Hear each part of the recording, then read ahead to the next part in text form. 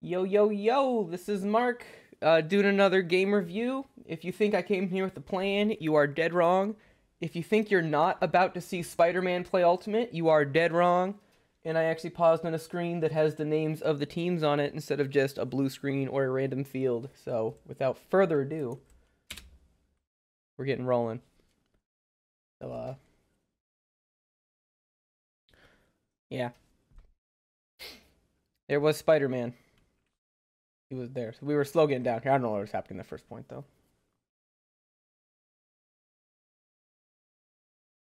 So here's a good example of a sideline trap. We forced them to the forced side of the field.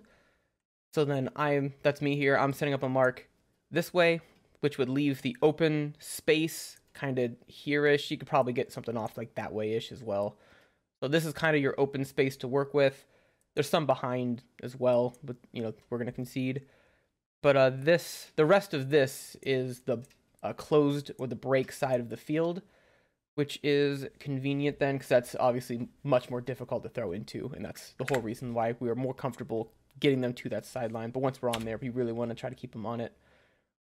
And yeah, so then the whole purpose of a defense then, like I was saying for a lot of my other videos, we force low percentage throws, which then lead to turnovers. Like, we didn't cause that turnover. I think that was a miscommunication there. TJ thought he was cutting deeper, and I don't think I did a good around cut. That happens. There's a big miscommunication on who's guarding who here, which happens. Whenever those situations happen, if you ever get confused, just for the coaching point here, see if I can figure out how to use this. Okay, here we go. The coaching point, if the disc gets passed and we're not sure who's guarding who, like, we're looking at each other like, hey, who you guarding? Who you guarding? I'm guarding someone. You want to take away the deep threats first and then come back under. In any situation where you feel like you might want to do any kind of poachies, we're calling them poachies now. Any poaching, you want to find the most imminent threat and take that away and then adjust as you go. So I was looking up, there's a miscommunication on who was guarding who. I saw Johnny coming up here as the most imminent threat. I mean, look at those biceps. Look at those biceps. Can I say that? Yeah, this is my channel. I can say whatever I want. Yeah, so Johnny's coming in here, biceps flaring. He's going. He's the most imminent threat. I'm making sure that he's covered. And then once I hear that Palms has them, that's when I'm going to be comfortable to come down and set the mark. A big thing you'll see in a lot of people, and it's easy to do, is they get a little bit of target fixation, where they'll take away that imminent threat, and then they'll want to stay on that imminent threat or stay somewhere loose. We always want to get somebody back on the mark as soon as possible. Doesn't mean it's going to be immediate, but as soon as possible. So that's what happens here. I stay back. I look and double check to make sure, yeah, Palms is on him. Everybody's covered. Now I can come back. I can jog back. Bad mark. Should be sprinting back, but that's okay. Spider-Man dips it. Oh, I'm sorry. I'm not trying to call anybody out here, but that's hilarious. I love this league. I love everybody in this league. Look at Spider. Oh, what a good sport. So last video, not that anybody's following my series, so I shouldn't be referencing this, but last video I made a comment on if you're going to poach a space, actually be taking something away. So right here, you can actually see, I'm calling myself out here because I'm doing it here. My guy's here. I'm here, right? So the whole purpose of a poach is to take away a space and or take away your defender. Like right here, I'm not doing either. I'm standing directly in the break space, so no pass is coming here anyway. It's just the pass isn't coming up, because if it does, it's going to be super floaty and high over the top. If I was going to poach the lane, I need to actually dive. So looking at the open space is here. If I'm going to poach, I need to be in that open space. Otherwise, there's really not much of a point of me being here if I'm not actually taking up space. And we have them on the force sideline, which is what I just started by saying. Like, it's a win if we force the offense onto that sideline. That's a win. We've succeeded in putting them in a difficult situation. So usually that's not the best time to play any kind of major poach. unless you have some kind of plan for it in advance. So by doing this, you can see him immediately call for that. He sees it coming. I let him out of jail for free, and you know, it happens. You know, I mean, I know I'm the one here like telling other people what they're doing wrong, but it's easy to do. It's a split second decision, and you know, we win some, we lose some. It happens. So I concede. I try to poach some non-space for no reason. I was probably trying to guard Spider-Man. Look at, he's intimidating. But I gave that up, and as soon as that happened, I knew I messed up. And you know what? It's fine. Yep. So this is a good thing here. We don't want the around, and I made a compromise to take away that around. Probably a little bit more than I needed to, because I didn't want to bend my knees because I'm weak. But oh, there's a stall. Okay, so that's cool. Fun fact, I'm not actually a Saints fan. I went to buy a Cleveland Browns one, but the Browns one was like off-white and like a weird brown. It was just ugly, so I just bought the most neutral one. So anybody that doesn't like the Saints, I'm not a big Saints fan. I don't hate them. Oh, that was a good look there. I'm just going to kind of comment on things that I see here. I'll probably stop a couple times. Last video, if you haven't seen my last video I posted, I paused it like a bajillion times to point out the mark or what the force is, so I'll do that a little bit less. So right there, the force was backwards to put it into the sideline, which is okay. Generally in a league level, I don't like to see that. I want to see just a disciplined, the same force the whole time, because it causes chaos downfield, and we'll see later in this game that it is still going to cause it. Like right there, that was a break side throw then, which ended up being a turn anyway, but it's, you know, dangerous. So once again, we're on the forced sideline. This is going to be the theme of this video, I guess. So my priority is I'm getting it off the field. It's already it's like stall 1, maybe stall 2, and I'm already looking for that around. I'm like, I just get it off the sideline. We lose 5 yards. I'll take that every single time to get it off that sideline. So it was a good cut by Erin. The only problem was she trailed her cutoff towards the break side there. When she has this leverage, she could cut back into the force space, or she can keep coming around for a swing. By the end of the game, she figured it out and started doing it like crazy, which is great. So I won't linger on it too long. This is kind of for, I don't know who I'm making this video for. I don't have a plan. Oh, yeah, I bruised my hand so bad right there. It's hilarious. My hand's bruised right now from it. Worth it, though. I get my karma, though, because I throw TJ, or I don't get karma. I throw TJ into the wall later, and it's pretty great. And by great, I mean trying to put that man in the hospital. We're going to be breaking this into 2 half videos. This one might go faster. Regardless, I'm going to make it each half one video, so it's not an eternity-long video.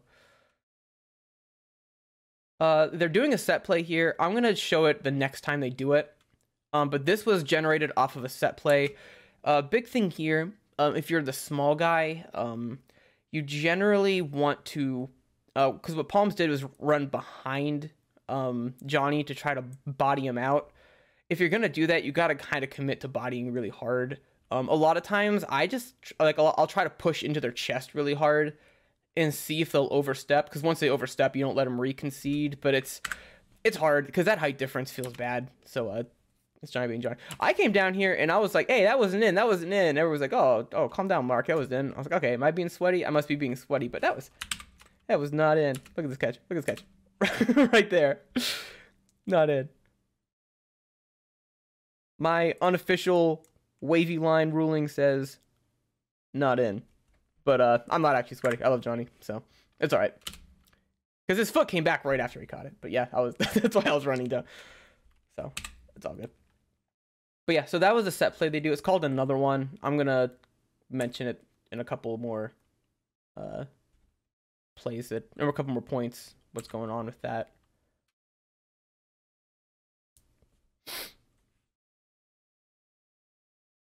Yep, so they're just rolling it into the wall to try to get us on the sideline, that's probably the most optimal way of pulling to get the defense set up and your farthest back. It's okay.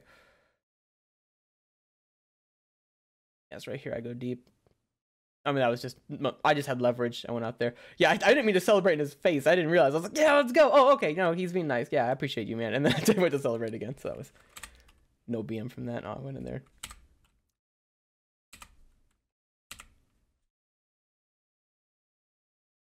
This will probably go a lot faster since I'm not grazing over the force every time.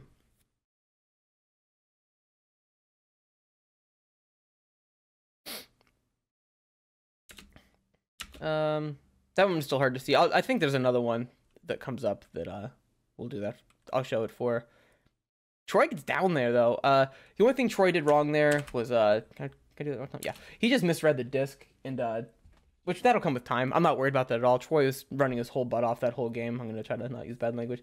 Yeah, Troy ran really hard. Yeah, he just slightly misread it, which is totally fine. Like you'll just get that with time and reps. So, and this is something. This is kind of off topic. This is my channel. I can ramble whenever I want to ramble. I personally hate pancake catching. I think it's the most popular form of catching. I think it's an inferior form of catching. That is my hot take. Feel free to roast me in the comments, but I think this catch, I don't like pancakes because it's so hard to catch anywhere but like armpit to belly button. It gets awkward if you're not between those points. So that's kind of why he drops it. His hands aren't perfectly lined up. So then, yeah, you see his hands aren't perfectly aligned, so the disc spirals out of his hands. So it's harder to catch it alligator style with your two hands in front of you, but I don't know. I always do. But then I practiced it from the start, so like, I don't know. I'm just more comfortable doing that. Right there, it's hard to see like as he throws it what the space is, but this is the space coming in, which I definitely can win to space from this position. Johnny's super fast, but I'm faster if I'm actually sprinting instead of jogging. But the space that you can realistically throw to me are like over here and like right over here. There's a big dead spot right here where Johnny's just going to use his size and speed to eat my lunch, and it's in that space, and he eats my lunch. So there you go. Good for you, Johnny. That was a really good play. Yeah, Johnny was turning it up this game.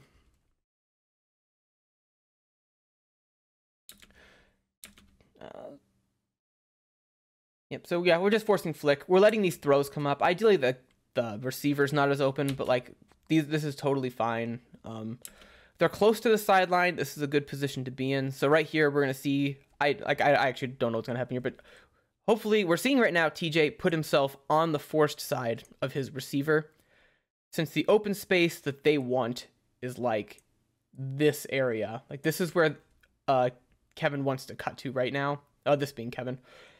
Where the receiver wants to cut to is that space. So TJ, ideally, if Kevin makes a cut in there, will have already been a step on the inside, so he can just very easily take that away. And really good pass right there. That was just, TJ had great position. The pass was just over him. It's hard, up calls do get lost in this building, which is unfortunate, but that happens. Not a big deal.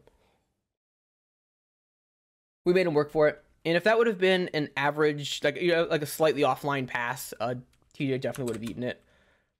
And again, that's kind of the whole point of defense. You just force lower percentage passes, and that's kind of all you can do.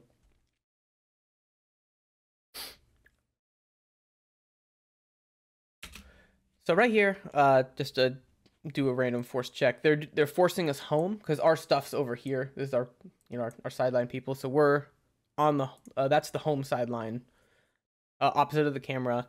So this is the home sideline. This is the away sideline. So they're forcing home. So the mark is standing such that if you were pushing, you'd be pushing him towards that home sideline, which means this is your open space, and this is the break side of the field. So we see here, am I poached? I'm poached. No, I'm not. Oh yeah, Kevin's poaching. But I didn't think he was doing anything menacing because I saw that cut happening, so that's not a big deal. Right there is actually, Elizabeth has the right idea, because she was already in that space to cut this way. If she made a very confident and aggressive cut right there, he definitely would have thrown it. I think that just came to the thing where it's like, Elizabeth sees space really well. Just a little bit of confidence with that will fish that up. And, ooh, yeah, unfortunate. We just kind of forced it. We have plenty of time in front of the end zone, so I don't want to... Yeah, I'm not going to be a dead horse over it, but sometimes you just want to hit open hands and take a moment, especially in transition. That's a good time to attack, but you can give up a lot of things too if you're not seeing things happen. Elizabeth has a very active mark. That's great. Holding that flick force. Right now, we're forcing away, and Elizabeth's doing a great job of holding that away force. This guy, who is that? I can't tell who that is. He cuts into the open space and, yeah, forces that throw, and I was right there to take it away. And that was just us working together as a team. Yeah. So, oh yeah, go Troy. All right, so a great thing that we see here, one thing is I attack this open space. Kevin's with me. When I see it's not coming, I slam on the brakes and I get out of the space as quickly as I can. And by leaving the space, Kevin has to leave with me. Because if Kevin were to try to just hang back here and try to take away some other cut, I'm either just going to go right here for a score, or I'm going to come around for a free reset. And we're on that fourth sideline. He doesn't want that. So by clearing hard, Kevin has to follow me, so that when Troy makes his cut over here, that cut is open then, because Kevin's not there to help it. So to just look back in time, if I had stayed here, if I had put on the brakes, if I were turned around and was trying to look for something, I would be standing, and Kevin would be most importantly, my defender would be standing right here. So as that happens, then that wouldn't have been up, because there would have been a defender there. So that's why clearing is really important. And it's a team sport. And yeah, so that's good. Awesome job by Troy. Troy did really well. He's been doing multitasking a lot with his finals and stuff. So it was really great to see him be able to play with a lot less weight on his shoulders. So good for him. Especially at the end, I'll be talking about it. He made a lot of monster deep cuts at the end. It was pretty awesome. I think I was explaining to them. I don't know, whatever. Doesn't matter what I was explaining. All right. So I think here's where, here I'm going to explain what their set play is. It's called another one. So they line up here, and the thrower looks at the field and decides what he wants their isolated cutter to do. So they got their two handlers, they have an ISO, and they have the other two cutters on the sideline. So they have just a predetermined, like for example, number, if he says either 1, 2, or 3, if he says 1, then it's a cut up this way. If he says 2, it's a cut like this way. And if 3, it's like a deep cut. Those are kind of the three options. I mean, I'm not positive that's exactly what they said, but it's along those lines. So basically, wherever the ISO defender's leverage is, they're going to have the cut go another direction for it. And you could say, well, if this is 1 and this is 2 and this is 3, then why don't we just listen for it? Because then between points, they could say, hey, just rotate it. So this is 1, this is 2, and this is 3. So we can't really like anticipate the numbers, but we can pretty consistently anticipate that they're going to make a cut with good leverage. So looking at it here, like I already know without even seeing it that they're going to have Johnny cut over here, because it's, that's what the leverage is giving them. So we ran that on Pipeline, so or Neo, or we ran it on something. So I know what it is, but it's still very hard to stop. And someone was poached there. And, oh, look at him go! Look at that diving block, and I did not step on him, which is great. So good job. So what happened here? This was a classic situation from a mental mistake on my part. The throw comes up, and I'm doing the thing that's very easy to do, which is you want to watch the throw, see where it's going. Like, oh, is it going to be a completion? And Kevin's not even watching. He's just going. So then when I'm here, I'm like, oh, shoot. I'm now a step behind, and I need to start going. So that was the problem here. I reacted, and now you see I already gave him a step, 2 steps on me here. And then by the time I recognized that, like, oh, I think I should probably play defense again, right? It's already up, and it was a good throw. Just TJ was right there to eat it up. A little dangerous diving into me, but also like I can get out of the way, barely, but really good D. So that's good. I actually landed on my knee there. My knee was killing me, so I was like, hey, you go. I need a moment to cover. Oh, unfortunate. Yeah. So we just had some throwaways that killed us as a team, but you know what? Those are things that they work themselves out. So yeah. But that's their play. It's called another one. Moral of the story. Just be cool. We need to just be cool on offense and let the throws go where they will, let cuts go where they will, and just reset earlier, since we are sluggish on the reset.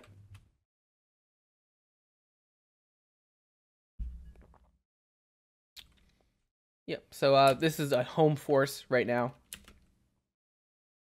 and right here we need a cut happening. Yeah, because that was a problem of we waited too long.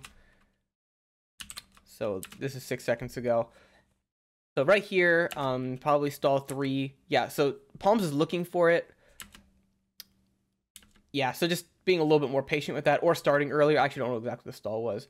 If you're going to do a desperation throw, and this is a nitpick more. If you're going to do a desperation throw, it's generally better to do a punt and just get the disc as far downfield as possible. You know, maybe one of your receivers makes you look good and catches it, but the risk of doing a desperation throw here is now when this happens, it's on our own end zone, and it's, you know what I mean? They don't have to do any traveling to score or any distance to go to score.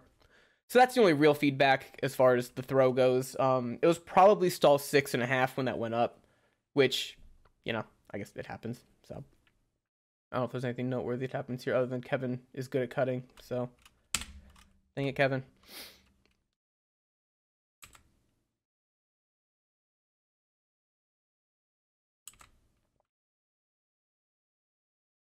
What on earth just happened? We're on that sideline.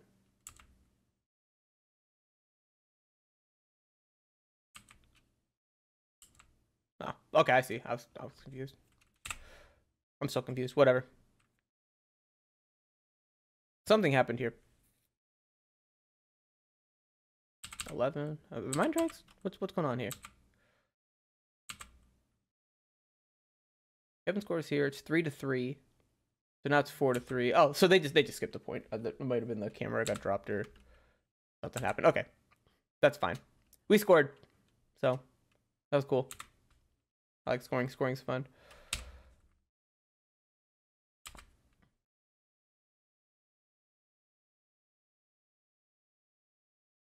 All right, so right here, then the force is away. We're forcing towards the camera. And what, I don't remember his name, what he just did is called a strike cut. And you'll see handlers do this all the dang time, which it's a good cut to do, so I'm not hating on him for it. So you throw a swing, throw the swing, and then immediately run up in front and get upfield like this. It's really easy to, because you're naturally at a disadvantage because you just got done marking, so you're by definition going to be like relatively on his hip. So it's pretty easy to get a good gain of yardage there.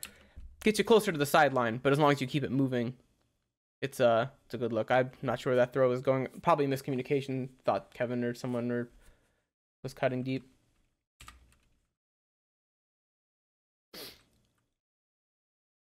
So right here, they're forcing away, which is right-handed backhand, which is usually opposite of what people are expecting. So generally, you'll see a lot of opportunities there. And oh, hit in the head. Yeah, so that'll cause chaos downfield. They got away with it that time, but changing the force is always dangerous. So there's that. So right here, if the thrower is poached, take your time. There's never a rush. Never a rush whenever there's no poach. Like he could have swung it to me there. I was just kind of getting out of the way. There's plenty of time to make something happen. And unfortunate that was a kind of a line drive in there, but no, that was the correct look for it. You know, like I would throw it to her next time with that too. That was a good look. And I got juked a little bit. However, I stayed within 10 feet so I could keep marking. So there's that.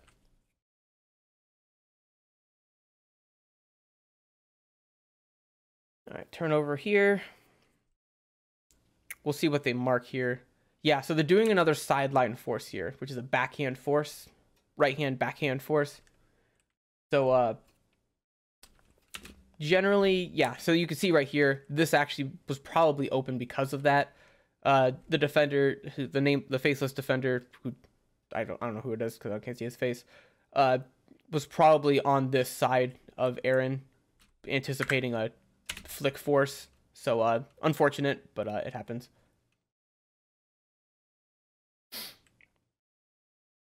And I couldn't see enough to talk much about that turnover.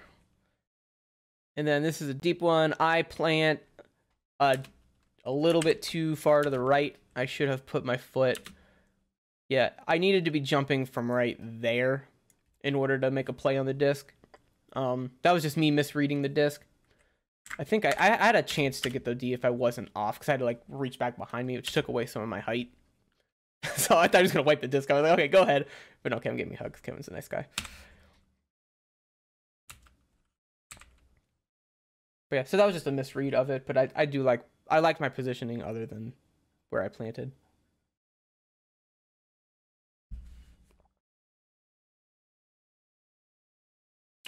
I need to be clearing really hard right now. I recognize it's super slow, what I should be doing, or I just didn't at all. So that was my fault. We had 2 people back, and we want 1 person back if any. Oh, I don't know what's happening actually. We just had some miscommunication. So I'm stuck on Johnny, which sucks because he's a lot bigger than me. He makes me feel bad about myself. But I love Johnny. So that's open. So basically right now, I'm just trusting the force. If there's a throw to the break side, it's going to be super floaty, and it's going to give me time to get in a position, try to, force him somewhere out with my hips, make a play on it. If he's coming to the forced side, I know I don't have help, so I have to be all over it. So right here, I'm actually on the break side of him, knowing that I have a little bit more agility. So if a throw comes up, I'm going to read it and do a super hard step and under, or super hard step and on top, depending on how I want it. So that's the reason that I'm doing it here, but I'm like ready to go as that happens. Same thing here. And right here, I actually can start cheating a little bit because I know that there's nowhere to throw over top of him, which it was a turnover there. Oh, no, it was a foul call. Okay. So, yeah, so that's why I'm able to stay on the break side. Technically, I'm on the wrong side of him, but I'm aware of like my limitations and my capabilities. In theory, at least, maybe a great throw will make me wrong, but it'll be a hard throw, and I'll be there to contest it, which is kind of what I'm rolling with here. Can't see much. Talk about that otherwise. I don't want to just talk about myself. I'm just trying to give an example of reading space. So right there, yeah, you saw this is why we stay on the force side as a whole, because TJ had to work super hard to make up that ground and get in there, and wasn't quite able to, but it was super high effort, and I love it. Yeah, so right here, I actually let Johnny get a few steps to the break side of me before going, because once again, I know, because I trust my mark, that if this throw were to come up, the throw's not going to be a line drive because TJ's right there. So it's going to have to be either a floaty over the top, or he's going to have to step really far around, and it's going to be like super far over and give me more time to use my speed and make up that distance. And the second I see that he's not getting that throw, I slam on the brakes because I don't want to catch up to him. I want to stay on that force side of him and anticipate him making a cut to that force side, which is what I do there. And then he turns back and around. So yeah, I'm keeping my hips in a position, and right here, I let him get behind me. Because right now, Johnny's like right over here-ish. So I actually let him get behind me because I know that the wall's like right there. So it's like, if you're going to throw it, you're not throwing it over my head at all, if any. And if you do, it doesn't matter if I'm right next to him or 10 feet from him, or even if I'm standing right here. Like, if you're going to throw something high over to him, I'm going to have time to get there anyway. So it's kind of, tomato, tomato. But Johnny made me work on this point, though. Respect for that. I remember after this point being super tired. So right here is the issue that comes up where I went too far. Where Palms comes on here, and Palms flips his force to force sideline, but I downfield did not know he was doing that. So what happens is then here this throw comes up for free. So like I was saying, when I'm going to the break side, I'm not anticipating a break side throw to be a line drive.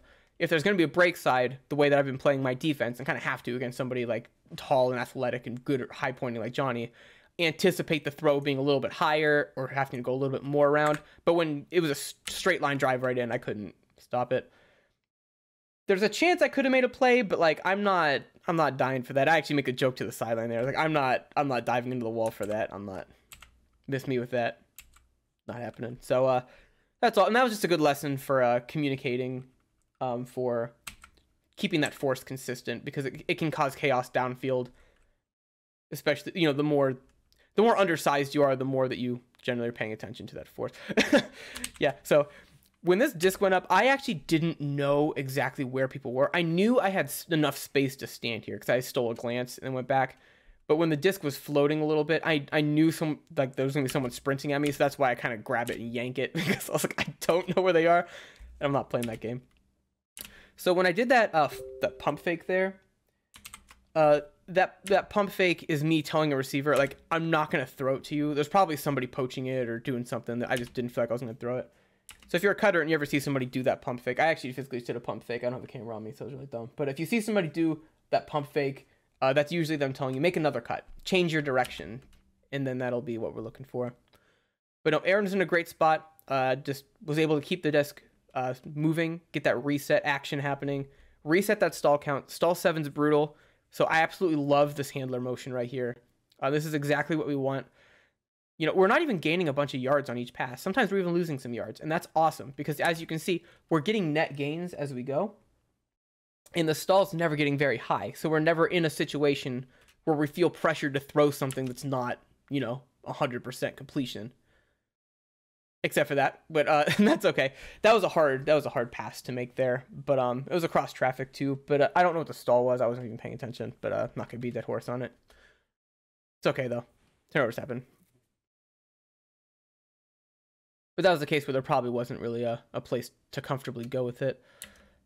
Yeah, so I hung back to try to give our defender a little bit more time to catch up, but Paul was just trailing a little bit there, which ended up, this was kind of a circus catch, which, like I've been saying, from a defensive perspective, why do I run so weird? Sorry, I'm off topic.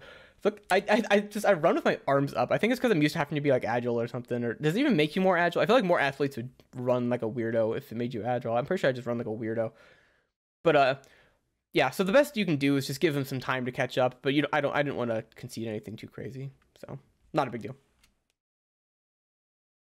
Yeah, I don't like how I run. I run like a freaking weirdo. I know you guys are probably seeing this longer than I have, but it's okay. Now I'm probably just gonna be only seeing myself run weird. No, my arms are down there. All right, we'll see this. So the point starts here. I got a good look. Okay, whatever. So yeah, we got good motion to start it. So right here, then when I'm pushing up in the handle set, if I'm on the brake side, I like to stand a little bit in front of the mark, and obviously I'm on the brake side, which gives me a great strike window. And if it's a high stall count, I can just wait for TJ to throw it around to me, and I'll just be right there to get it, throw it into space. If my defender's out on top of me, then it'll make it easier to do that, which happens right there, which is totally good. Great continuation. If you ever see one handler throw to another handler in the middle, in your cutter or another handler, getting the disc all the way to the brake side is a great thing to have happen basically always. So here he flips his force. The rest of the defense wasn't ready for that, and it results in a free pass. You can kind of see it happen here. So whenever he flips his force, this makes this defender here, which I can't see because he's too blurry. I try to call people by name when I can, but I'm really bad at recognizing people when they're blurry. The defender here is on the forced side of the receiver, but because the force suddenly just changed, now the defender is on the brake side, and suddenly, instead of the open space being here, I keep saying the word suddenly, I'm going to stop saying the word suddenly, the open space is now here, which is a smaller open space, but that defender's no longer in a position to take it away, so we kind of get a free completion there. And was that a catch? Good catch. Dang. Running into the wall can be intimidating, or you could be like me, that second point of the game, and just not see the wall coming and just hit it full speed like an idiot. That was probably the way Aaron did it was smarter, but I'm not a doctor, so. But we're taking an eternity to get down here. That's okay. Yep, so it's a force away right now. Yeah, so that's a good look. It has to be a high one. It was a high stall. That was just why there was a turnover. If you're ever in desperation mode, like I was saying before, if you're ever in a desperation mode, like it's stall 6, I personally endorse, unless it's like there's like an actual like open throw. If you're ever saying like, oh boy, I have to throw it 'cause it's like about to be a stall, I like to just launch it. That way, at very least, it's going downfield and giving us the whole field to work with, instead of you know, knocking on the doorstep. Yeah, good look getting at the break side. Pass right back to him. I love it. That's textbook cash money. Ooh, look at that dance. Yeah, so I'm explaining right here that what the thing is. I get animated when I'm excited. I'm not like angry at anybody. I just I'm animated when I'm excited. It's good. I don't know why you guys deal with me. I'm annoying. So right here, I remember this happening. I'm looking at the side stack right here. Their receivers are side stacked. They have their ISO and their two handlers. I know for a fact they're running another one right now. So I look back, recognize the ISO, and I know, I look at, and I also read Paul's leverage. Paul's deep on him, which is conceding then. So Paul's leverage is like deep. I don't know what the heck I just drew. So Paul's leverage is deep, conceding this under. So I know for a fact by conceding that under, if I were to poach this space, we would actually be doing a little mini bracket and we would take away that first cut. So, and the fact that these two are so close together means that if one of them tries to do something intimidating, TJ can take away that first imminent threat. So I drift over. I don't pay attention. And this is one of those cases where our mark got flipped again. So instead of forcing flick, it actually it was a backhand force. So this was actually a break side cut, and it gave this for free, which is unfortunate. But again, it happens, and we'll work that out for the future. But yeah, so that flip in the force, I should have recognized it because I looked right at him, but I was just thinking too much about the force and my guy. But it happens. So that was the only real coaching point from that. But that poach there takes away that look. I think I did it a couple of times. Yeah, so good job by Paul getting to the correct side. Makes a huge difference. This is only a few seconds left in the half, I think, at this point, right? So, yeah, so there's only a few seconds left after this, and that's immediate turnover. You don't finish the point. I look up at the clock. There's like a 1.2 seconds or something like that. So I'm like, I'm not going to try to just yeet it because it's just not happening. So this is only 37 minutes. I say only 37 minutes. It's 37 minutes of me rambling with my obnoxious voice. So we're going to call it right there. We'll do a part 2 in a little bit. And yeah, peace. Oh, also worth noting, I was super fired up after that defense. That was I really liked how our team played defense there. We kept them from scoring right there, which then, you know, that saved us a point, and we got the disc back at halftime. So I was hyped up. I was just like, let's go. So that was also a really fun moment.